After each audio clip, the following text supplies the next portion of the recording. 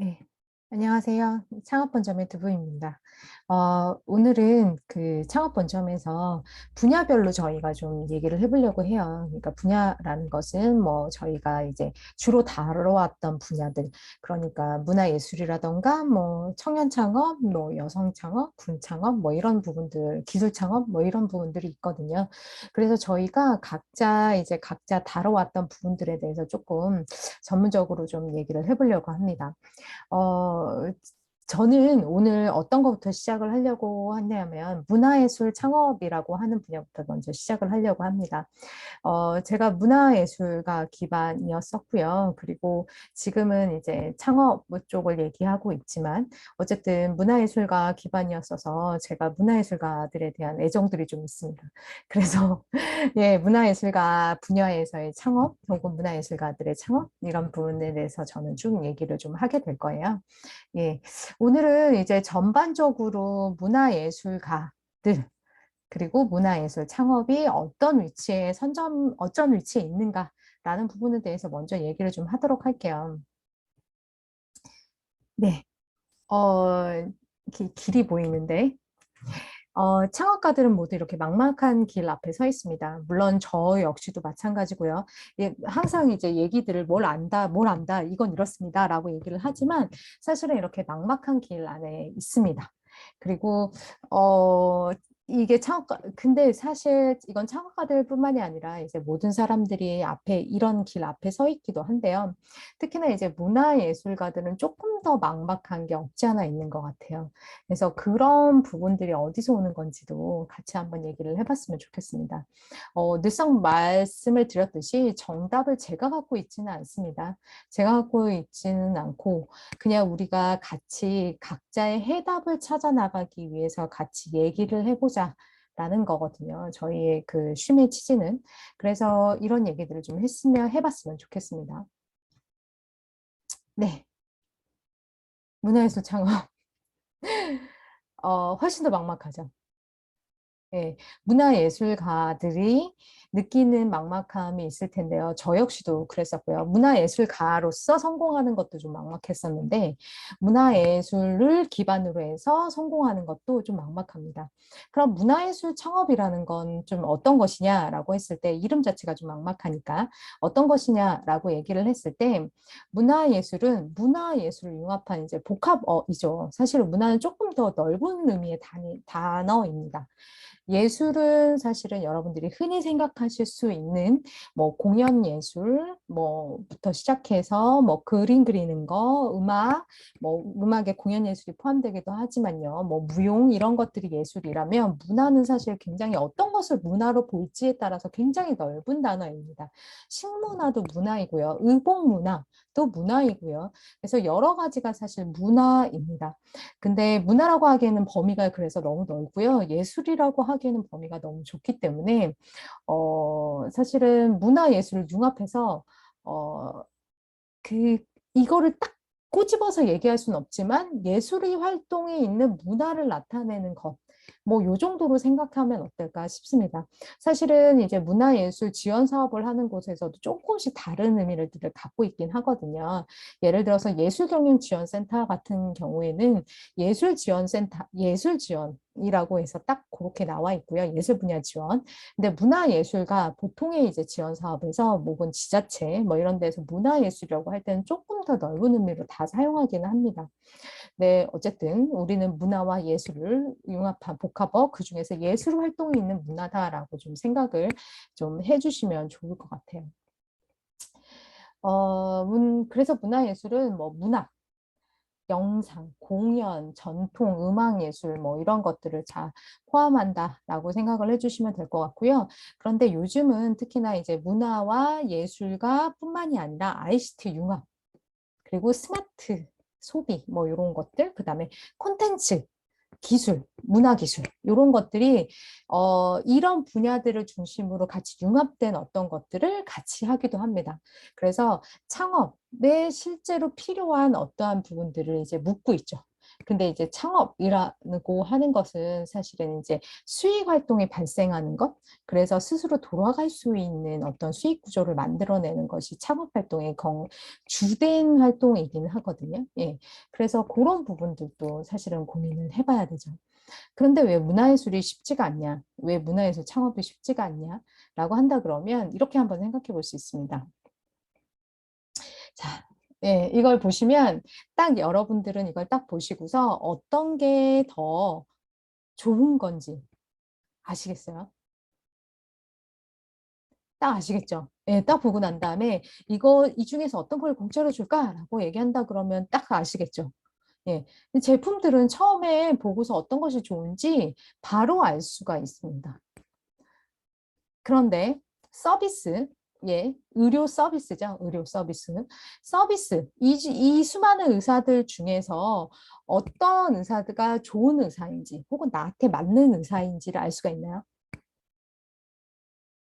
어, 네.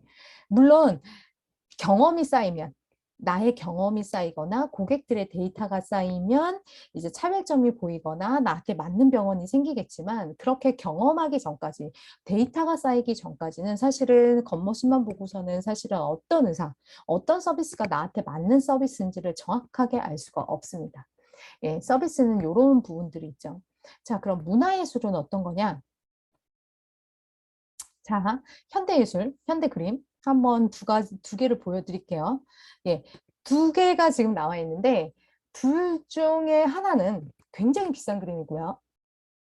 다른 하나는 4살짜리 아이가 그린 그림입니다. 현대예술이 약간 이렇죠. 이게 뭐가 특별하게 자라 보이지 않는 느낌이 이렇게 있죠. 예, 어찌됐든 알아맞혀 보시겠어요? 내가 그림을 사는 사람이다. 나중에 나 이거 투자할 거야. 라고 한다 그러면 여러분들은 어떤 그림을 사시겠습니까? 자, 여기 보이는 데가 이게 그 주황색이 많이 보이는 게 1번. 그 다음에 여기 검은색과 파란색, 이 빨간색이 섞여 있는 게 2번. 이라고 한다 그러면 여러분들은 어떤 그림을 사시겠습니까? 정답 볼까요? 물론 여러분들의 취향에 따라 다르겠지만 이렇습니다. 예, 2번을 고르신 분, 4살짜리 아이의 그림이 굉장히 마음에 드셨군요. 네, 굉장히 순수한 마음을 가지고 계십니다. 왼쪽에 있는 그림을 고르신 분, 그림에 투자를 좀 하셔도 될 것 같아요. 네. 왼쪽의 그림은요, 한스 호프먼이라는 작가가 그린 그림입니다. 추상 표현주의 화가인데요. 리버너럼이라는 이 그림입니다. 예, 이 그림이에요. 굉장히 비싸게 팔리는 그림입니다. 예술은 이 위치에 있습니다. 제품처럼 딱 겉모습만 보고서 어떤 게 좋은 건지 나쁜 건지 판단할 수 있는 위치도 아니고요. 서비스처럼 고객 데이터가 쌓인다고 해서 나한테 맞는 걸 고르는 게 아닙니다. 어떤 걸 선택할지 모르는 거예요. 일단은 나는 이 그림이 마음에 들었어. 4살짜리 아이가 그린 그림이 마음에 들었어. 그럼 그게 예술입니다. 나한테는. 그죠? 그리고 이 그림이 마음에 들었어? 그러면 이게 나의 예술이에요. 그게 야, 너 취향 되게 이상하다라고 할 게 없는 겁니다. 예. 이 위치에 예술이 있어요. 그러니까 사실은 창업, 돌아가는 수익 구조를 만든다라는 거는 어떤 사람한테 이게 좋다라는 것들을 어필하는 거죠. 타겟 고객한테 어필해서 그들로 하여금 자발적으로 돈을 내서 사게끔 하는 거죠. 그게 제품이든 서비스든. 그런데 예술은 굉장히 어려워요. 그렇게 만들기까지가 어렵습니다. 마땅히 뚜렷하게 기준점이 갖고 있지 않기 때문입니다. 물론 그 예외는 있습니다. 예외가 뭐냐? 유명하면 됩니다. 예, 김한기의 작품 아시죠? 예, 김한기의 작품 어디서 무엇이 되어서 만나랴? 그거 처음에 딱 봤을 때 여러분들이 이해하셨어요? 와, 이거 너무 좋다. 너무 감동적이다. 뭐 이러셨어요, 혹시? 뭐 물론 그러신 분이 있으실 수 있겠죠. 그런데 저는 사실은 그 뒷이야기를 듣고 난 다음에 그 그림이 더 감동적이었어요. 처음에는 사실 왜 뭐지? 이랬는데 그 뒷이야기를 듣고 난 다음에 더 감동적이었습니다. 네. 그리고 그걸 다 떠나서 김한기라는 작품만으로도 그 그림은 굉장히 비싸게 팔리죠. 유명해지면 무조건 팔립니다. 예, 음, 얼마 전에 뱅크시의 작품이, 뱅크시가 일부러 그 경매에서 본인의 작품이 낙찰되자마자 일부러 이제 파쇄시켰죠. 그 사건은 어, 한번 보세요. 재밌습니다. 일부러 파쇄시켰습니다. 약간의 놀리는 것도 있었어요. 뱅크시가 약간의 조롱의 의미도 있었습니다. 자기 경매 낙찰이 땅땅땅 되자마자 찡 그림이 내려오면서 그림을 파쇄시켰습니다. 그런데 그 그림을 그대로 그 값을 주고 샀어요. 그리고 몇 달 후에는 그 값보다 훨씬 더 올랐습니다. 비싸면, 비싸면이 아니라요. 유명해지면 이런 얘기 있잖아요. 유명해져라. 그러면 길거리에서 똥을 싸더라도 사람들이 너한테 박수를 칠 것이다. 예, 있잖아요. 네. 정확하게 이 단어인지 뭐였는지 어쨌든 이 문장이었는지 모르겠지만 어쨌든 그런 얘기도 있을 만큼 유명해지면 무조건 다 팔립니다. 그런데 그 유명해지고 비싸지는 것들은 사실 0.001%입니다. 문화예술가들한테, 예술가들한테 0.001%의 사람들이 그 것들을 다 잡고 있습니다. 그러니까 문화예술가들로서는 사실은, 그리고 문화예술을 통해서 뭔가를 좋다라고 얘기를 하고 이거 당신한테 맞는 거예요라고 추천을 해서 계속 돌아가는 수익 구조를 만들기가 어려운 거죠. 예, 이해를 좀 하시겠나요? 네, 네. 잠깐씩 얘기를 드렸지만 다시 수익 구조, 창업에서 수익 구조는 정말로 중요하죠. 왜냐하면 창업은 기본적으로 수익 구조가 돌아가야지 살아남습니다. 예, 나 혼자 문화예술가야. 그래서 나 혼자 내가 예술 활동하면서 돈이 없어도 살아날 거야 라고 한다 그러면 오케이, 저는 괜찮습니다. 문화예술가들을 만났을 때도 혹시 집에 돈이 있으시거나 아니면 돈이 없더라도 내가 문화예술로서, 그냥 문화예술가로서 내가 하고 싶은 거 할 거야 라고 한다 그러면 저는 박수를 쳐드립니다. 정말 성공하실 바라면서 박수를 쳐드립니다. 그렇지만 여기 뒤에 창업이라는 게 붙는 순간, 문화예술 창업이라는 게 붙는 순간 문화예술도 다른 서비스나 제품처럼 돌아가는 수익 구조를 만드셔야만 합니다. 예, 기업은 그렇게 해서 생존을 하는 거거든요. 문화예술가로서 존재하는 게 아니라 그걸로 창업을 하는 순간 돌아가는 수익 구조를 만드셔야 합니다. 음.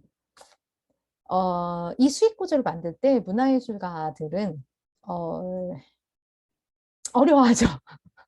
사실은 문화예술가들은 본인한테서부터 시작을 해요. 저 이거 충분하게 이해합니다. 본인한테, 그러니까 본인의 어떤 창작 욕구, 그다음 어떤 본인이 만들고 싶은 것부터 시작을 합니다. 사실 고객부터 관찰하지는 않아요. 그게 문화예술가들의 약간 특성이긴 하거든요. 뭐 들으시는 문화예술가들은 다 이해를 하시겠지만, 그렇기 때문에 사실은 내가 좋은 것, 내가 괜찮은 것, 내가 하고 싶은 것들부터 만듭니다. 그리고 그렇기 때문에 그걸 고객한테 어떻게 팔고, 이게 돈이 얼마고 얼마 주고 팔아야 되고 고객이 어느 정도 사줘야지 내가 만든 기업이 돌아갈지에 대한 계산을 하기가 좀 힘듭니다. 사실은 저희가 이제 문화예술가들을 대상으로 한 비즈니스 역량 강화 과정을 만들었어요. 비즈니스 마인드 과정. 그러니까 그런 비즈니스 마인드가 있어야 된다. 그래서 만들었는데, 그 문화예술가들의 특징, 저도 그랬었는지 모르겠는데, 뭘 만들어 보라고 하고, 뭘 기획해 보라고 그러고, 뭘 생각해 봐. 우리 이걸 해봐. 그럼 너무 신나게 하거든요. 그런데 이거 얼마에 파실 거예요? 누구한테 어떤 거를 광고도 해야 되잖아요. 어떤 광고 문구를 정한다고 했을 때 이거를 어떤 포인트를 잡아서 광고하실 거예요? 얼마에 파시고 그 다음에 유지되려고 그러면 한 달에 어느 정도 팔아야 돼요? 라고 묻기 시작하는 순간 눈빛이 흔들립니다. 되게 싫어하세요. 되게 힘들어하세요. 네. 사실 이런 것들이 존재를 하죠. 그래서 문화예술가들이 가지고, 그러니까 앞에서 말씀드렸지, 문화예술가들이 처해 있는 상태는 사실은 고객한테 어떻게 어필할지를 굉장히 어려운 상태인데도 불구하고 수익 구조 자체도 이제 생각해 잘 생각하지 못하는 예, 그 분들이 많으시죠. 네. 그다음 두 번째, 시장과 고객 니즈 파. 이거 많이 어려워하시죠. 수익 구조랑 연결되는 얘기이기도 하고요. 어, 창업이라는 것은 업을 세우는 겁니다. 업을 세우는 것. 업을 세우는 것.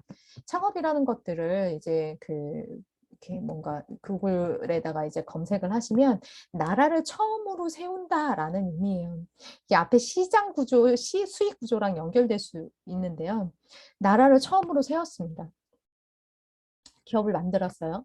그럼 그 안에 내가 누군가를 고용한다고 했을 때 그 안에 고용되는 사람들, 그 사람들 먹여 살리셔야 되거든요. 예, 대표는 어떻게든 돈을 끌어오셔야 됩니다. 그게 어떤 돈이건. 예, 매출이건 지원 사업이건 융자건 돈을 끌어오셔서 그게 돌아가게끔 하셔야 됩니다. 그 뭔가를 처음으로 세우고 그 밑에 사람들이 모이고 그 다음에 한 번에 그 수익이다. 한 번에 어떤 돈을 끌어오는 걸로 끝나는 것이 아니라 그게 계속해서 돌아가는 구조를 만드셔야 되거든요. 그게 수익 구조고. 그런데 그럴 때 꼭 중요한 게 시장과 니즈, 고객 니즈 파악입니다. 사실은. 문화예술가들은 앞에서도 말씀드렸다시피 나로부터 욕구가 시작되었기 때문에 사실 요 시장과 고객 니즈 파악에 대해서 굉장히 어려워합니다. 예를 들어서 저희가 이런 경우가 있었습니다. 저희가 문화예술과 비즈니스 역량 강화 과정을 했을 때 공예를 하시는 분이 있으셨어요. 공예를 하시는 분이 있었는데 전통적인 어떤 공예를 하시는 분이셨어요. 그래서 어떻게 사업을 할 것이냐라고 물어봤을 때 관광 상품을 만들 것이다라고 얘기를 했습니다. 실제로 기획했던 관광 상품이 고객이 좋아하는지 알아보셨나요? 라고 했을 땐 아니요, 잘 팔릴 것 같아서요. 혹은 이거 괜찮을 것 같아서였어요. 물론 문화예술 창업뿐이 아니라 다른 분들도 이런 부분을 놓치시는 부분이 많지만 사실은 그래서 직접 가서 한번 인터뷰를 해보세요라고 했습니다. 인터뷰를 해보는 것, 직접 가서 그 문화관광 상품을 파는 곳에 가서 그거를 살려고 하는 사람들, 외국인들을 대상으로 한다던가 아니면 한국인들을 대상으로 한다던가 그거에 따라서 더 달라지죠. 고객이 누구냐, 한국 관광객이냐, 외국 관광객이냐에 따라서 달라지죠. 그리고 그거를 팔려고 하는 사람들.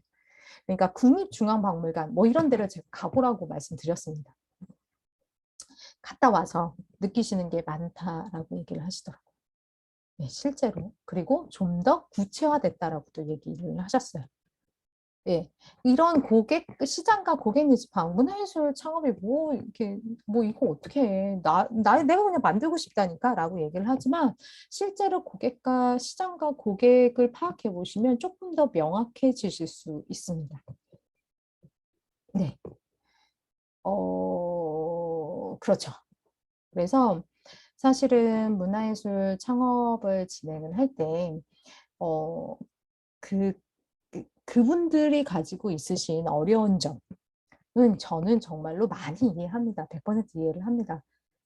제가 지금 그만둔 지가 좀 돼서 100% 이해할 수 있을지 사실 상황이 바뀌면 이해하기가 좀 힘들기도 하거든요. 그런데 100%는 아닐지라도 제가 8, 90%는 이해하는 것 같아요. 충분히 이해하거든요. 그리고 그분들이 어떤 부분을 어려워하는지도 이해합니다. 그렇지만 이런 부분들을 꼭 생각하셔야 된다. 창업, 그 다음에 내가 그걸로 돌아가는 수익 구조를 만들겠다라고 하셨으면 문화예술가 분들이 가지고 있는 생각을 조금 바꾸셔야 될 필요도 있습니다.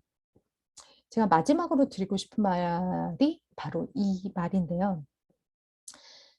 문화예술 창업을 하시는 분들이 멘토링을 대하는 자세 혹은 창업에 뛰어드는 자세에 대해서 조금 한 번쯤은 생각해 보실 필요가 있으실 것 같아요. 제가 너무 이제 안 좋은 소리일 수도 있고 도움이 되는 소리일 수도 있겠지만 사실은 문화예술 분야에 창업을 하시는 분들한테 멘토링 하는 게 너무 힘듭니다. 어, 그냥 말씀을 드리면 남의 말을 잘 듣지 않으세요. 네.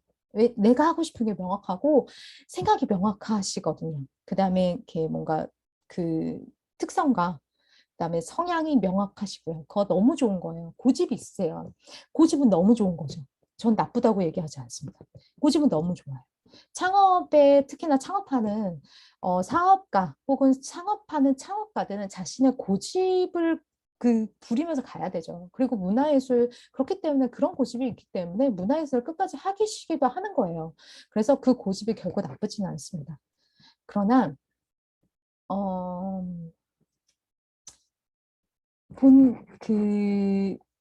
내가 가지고 있는 생각이 100% 옳은 건 아니거든요. 특히나 내가 부족한 부분. 수익 구조를 만들어 간다던가 고객과 니즈 파악이 된다던가 왜 우리가 매출이 안 오는지 왜 우리가 고객이 두세 번 찾지 않지? 라는 고민이 든다 그러면 그 부족한 부분에 대해서는 이제 다른 사람들의 얘기도 들으실 필요가 있습니다. 그런데 가끔 문화예술 창업을 하시는 분들한테 멘토링 할 때는 약간 이런 자세이신 분들이 있어요. 다 필요 없고 내가 원하는 얘기 해줘. 예를 들어서 지원 사업 얘기를 해달라던가.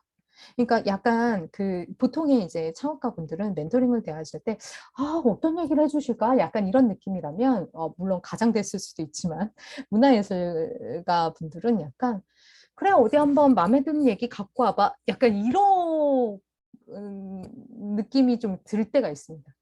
그래서 본인이 원하는 거, 본인이 마음에 드는 얘기가 아니면, 사실 굉장히 태도가 정중한데 정중하지 않은 그런 태도를 보이는 경우가 있습니다. 그런데 그러면 저도 사람은 상대적인 거니까요. 그럼 저도 그래 뭐 잘 성공하셔 보세요 라는 느낌이 뭐 얘기를 할 수밖에 없죠. 더 이상 뭐 어떤 말들을 하기가 좀 힘들죠.